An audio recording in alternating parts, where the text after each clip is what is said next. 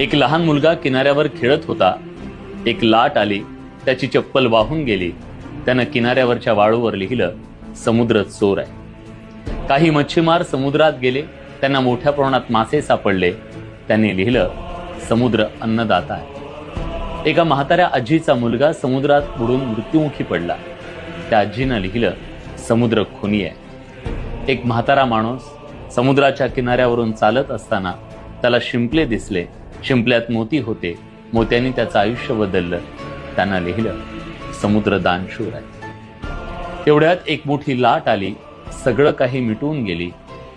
याचा अर्थ काय? याचा अर्थ आहे, कोण काय म्हणतं याच्याशी समुद्राला काही देणं घेणं नसतं. तुम्हालाही आयुष्यात समुद्र बनायचं असेल तर तुमचं काम करत राहा. लोक काय म्हणतात याकडे कधीच लक्ष देऊ नका. लोकांचं काय?